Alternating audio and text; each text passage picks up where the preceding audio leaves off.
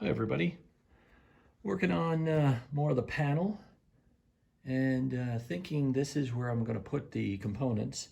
So over here I have the GAD 29 and then here I have the GEA 24, which actually I'm going to flip upside, move up and have it so the connectors point down. And then over here what I'm thinking is I'm going to mount my backup battery in here. It says not to put it in the panel, but if I run into an issue, I can always put a fan in there and cool it down. But I mean, it's pretty open. The bottom will be open. I really don't think it's going to be much of an issue. And then I actually took my VPX and mounted it back here.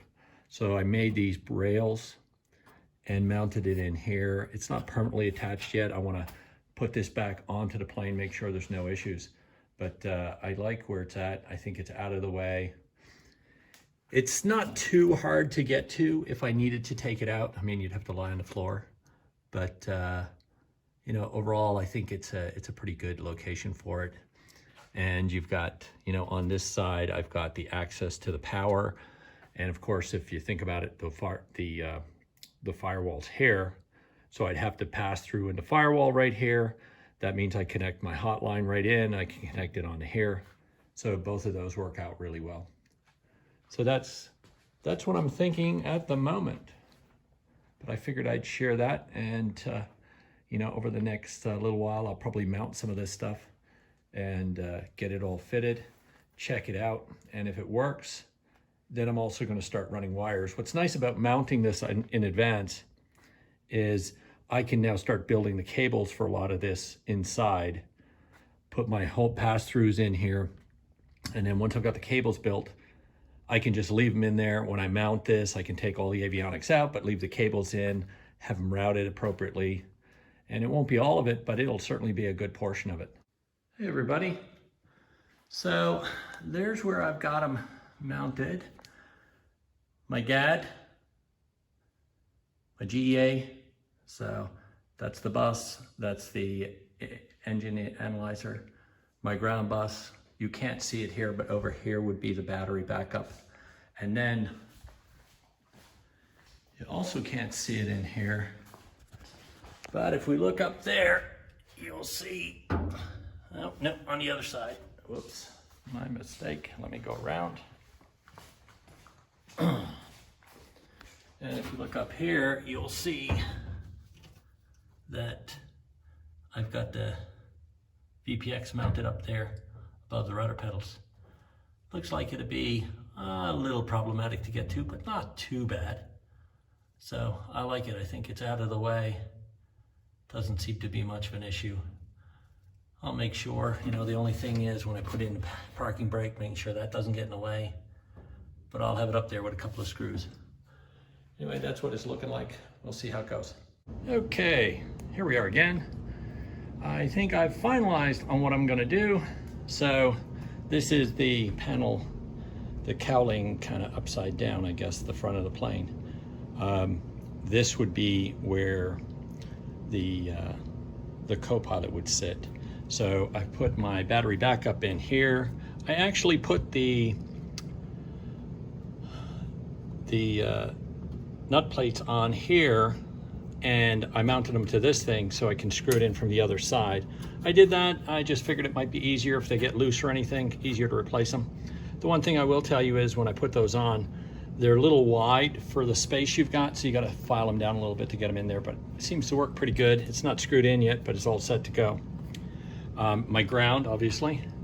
Then over here, I have my GEA 24, so all of my engine information, and then the GAD 29, which allows me to hook up my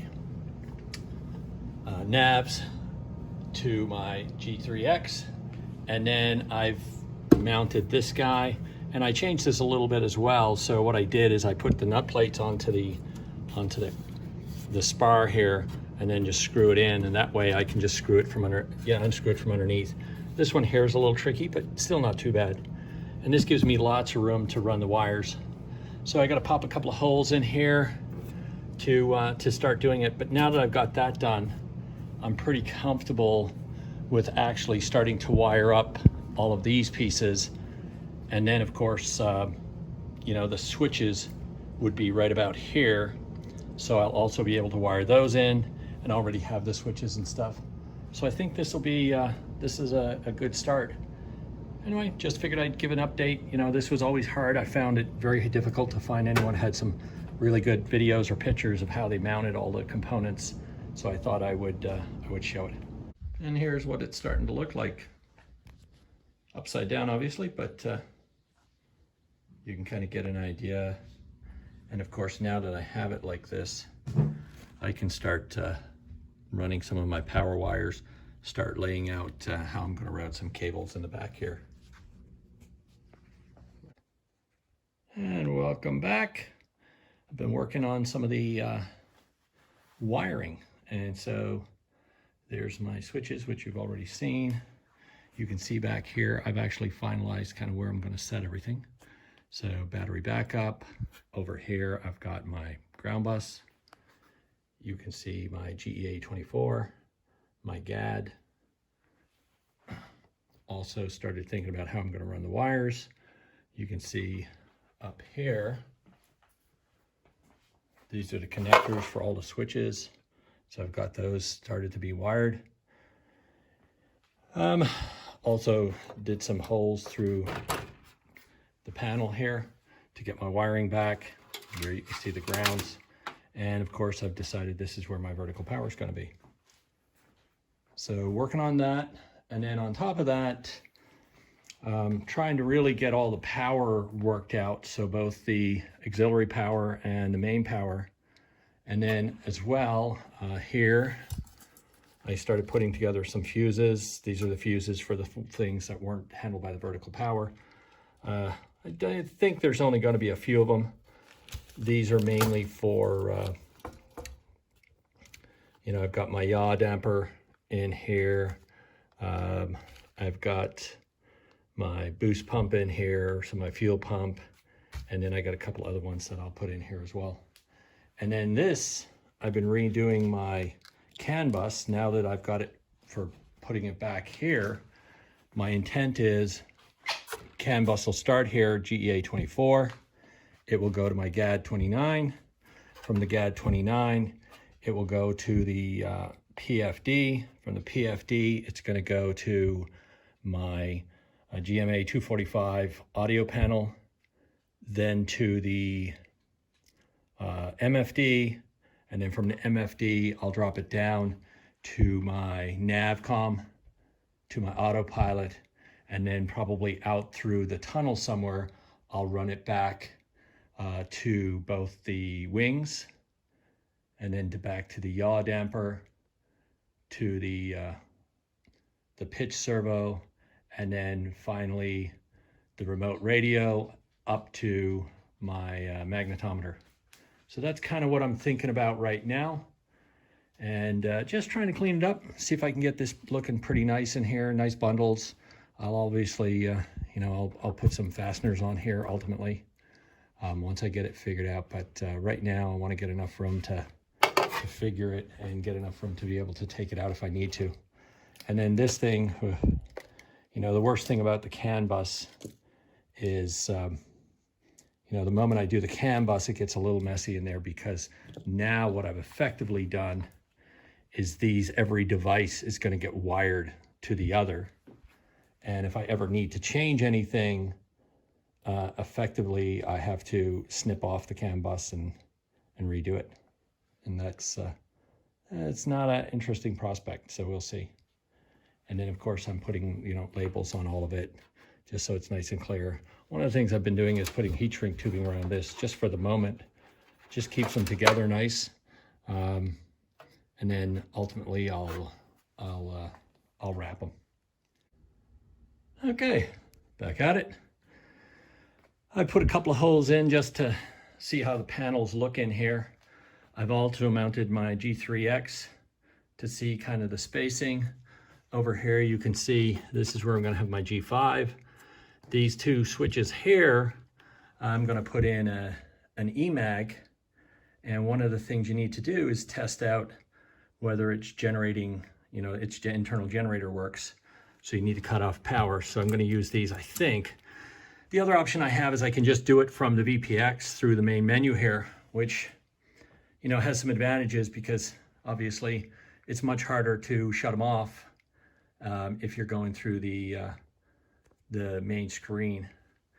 And over here, my mag switches, starter, and I still need to put an avionics master switch in here, a standby battery switch in here yet.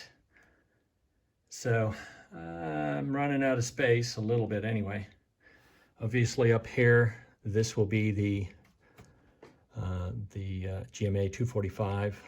This bar will be cut out. I talked to Aerosport Products. They said this frame in the back is used for many of these, so you can cut this out. It's not a problem. And like I said, just put some holes in this, really careful. This is not the final insert. Actually, this is only 1 millimeter thick. The final insert is 2 millimeters thick, so it's quite a bit stronger. But you can see here, even with this now on here, with the backing plate on it, which is what I've got here, it's pretty good. And you know, I mounted it because what I want to do is I want to get all my cable lengths figured out, and I needed it to be mounted to be able to do that. So I'm getting there. And yeah, obviously this is going to be my circuit breakers that I need that I don't have. I'm not going to keep this here. This is just a piece of aluminum to keep them together. Obviously that'll be a copper bus bar at some point. I'll probably run that back to the vertical power lug and go from there. And yeah, I'm not sure. I need to decide. The other thing I have is I bought some little switches, a little switch for inversion what's it called? Revisionary mode for the G3X. Not sure I need it, but I may put the switch in there, not sure. And over here, I think right now I'm gonna put defrost, maybe not, maybe the lights. And I got to put defrost in here somewhere. I've got this panel section here I can still use. I may use some of that, but they take a different size switch than this one. Flap switch, and obviously my throttle, mixture, and prop. I think it's looking good. Oh, and by the way, I ended up having to shave quite a bit off these here just to kind of make it fit nice in around here on both sides. But overall, it looks pretty good. And I'll keep you posted as I get more and more of this wiring done. Cheers.